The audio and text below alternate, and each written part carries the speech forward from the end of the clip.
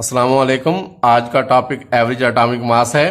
हम इसकी कैलकुलेशन देखते हैं। नियॉन 20 की अबंडेंस दी गई है, नियॉन 21 की अबंडेंस दी गई है और नियॉन 22 की अबंडेंस दी गई है।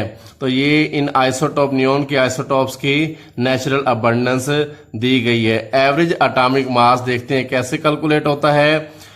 It is the sum of atomic masses.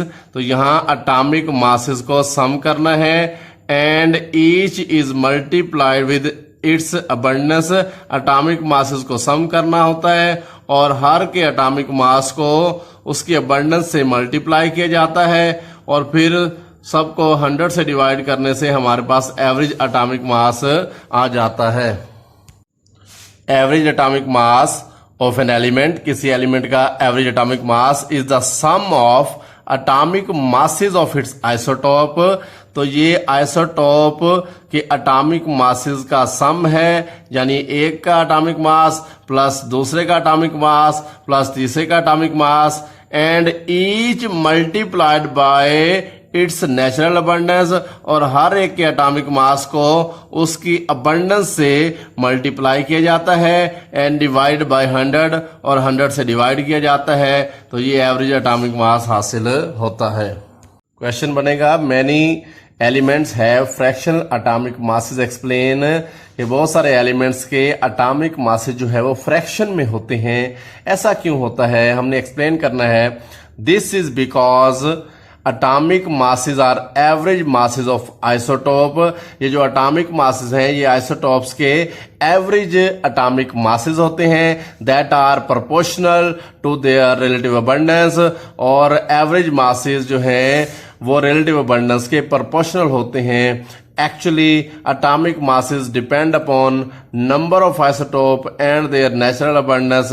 हमें पता है कि अटॉमिक मासेस जो है वो नंबर ऑफ आइसोटोप पे डिपेंड करते हैं और आइसोटोप्स की नेचुरल अबंडेंस पे डिपेंड कर रहे होते हैं, जिसकी वजह से कैलकुलेशन के बाद उनका जो फिगर है वो फ्रैक्शंस में आ जाता है। वो जो नंबर है एटॉमिक मासेस का वो फ्रैक्शन में आ जाता है। हम एग्जांपल से समझने की कोशिश करते हैं कि फ्रैक्शन में कैसे आता है। ये नियॉन के आइसोटोप्स है, नियॉन 20, नियॉन 21, नियॉन 22। तो ये उनकी अबंडेंस है। ये नियॉन 20 की अबंडेंस है और ये नियॉन 21 की अबंडेंस है और ये नियॉन 22 की अबंडेंस है। एवरेज एटॉमिक मास की कैलकुलेशन देखें तो एवरेज एटॉमिक मास में एटॉमिक मास ऑफ आइसोटॉप को मल्टीप्लाई किया जाता है रिलेटिव अबंडेंस से। Atomic mass of isotope is multiplied by relative abundance. Atomic mass of isotope multiplied by relative abundance. तो सबके एटॉमिक मास को उनकी रिलेटिव अबंडेंस से मल्टीप्लाई किया जाता है और फिर सबको प्लस करके सम करके 100 से डिवाइड किया जाता है तो एटॉमिक मास आ जाता है, एवरेज एटॉमिक मास आ जाता है।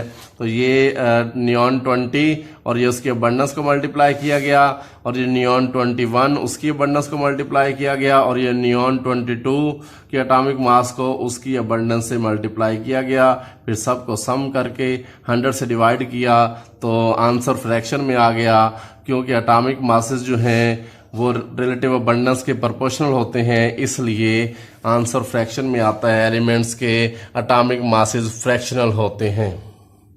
क्वेश्चन बनेगा, no individual neon atom in the sample of element has mass 20.18 AMU। यानी नियॉन एलिमेंट के सैंपल में किसी भी एटम का मास 20.18 AMU नहीं है। ये हमने एक्सप्लेन करना है। देखते हैं, actually atomic masses depend upon number of isotope and their natural abundance. हमें पता है कि एटॉमिक मासेस जो हैं वो नंबर ऑफ आइसोटोप और उनकी नेचुरल अबंडेंस पे डिपेंड करते हैं। एग्जाम्पल से समझने की कोशिश करते हैं। ये नियॉन के 3 आइसोटोप दिए गए हैं, नियॉन 20, नियॉन 21, नियॉन 22 और ये नियॉन 20 की अबंडेंस है, ये नियॉन 21 की अबंडेंस है और ये नियॉन 22 की नेचुरल अबंडेंस दी गई है। एवरेज एटॉमिक मास की कैलकुलेशन को देखें तो हम क्या करते हैं कि एटॉमिक मास ऑफ आइसोटोप को उसकी नेचुरल अबंडेंस से मल्टीप्लाई किया जाता है। एटॉमिक मास दूसरे आइसोटोप का उसकी नेचुरल अबंडेंस से मल्टीप्लाई करते हैं और तीसरे आइसोटोप के एटॉमिक मास को उसकी नेचुरल अबंडेंस से मल्टीप्लाई करते हैं, सबको सम करके 100 पे डिवाइड किया जाता है तो एवरेज एटॉमिक मास आ जाता है। तो ये जो 20.18 AMU है ये किसी भी नियॉन के एटम का मास नहीं है, बल्कि ये तो average atomic mass of neon sample है। तो नियॉन के एलिमेंट का ये एवरेज एटॉमिक मास है, किसी इंडिविजुअल नियॉन एटम का ये मास नहीं है।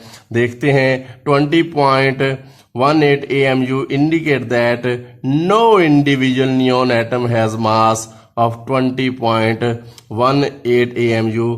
किसी इंडिविजुअल नियॉन एटम का मास 20.18 AMU नहीं है, क्योंकि 20.18 AMU बेसिकली नियॉन के सैंपल का एवरेज एटॉमिक मास है। अल्लाह हाफिज।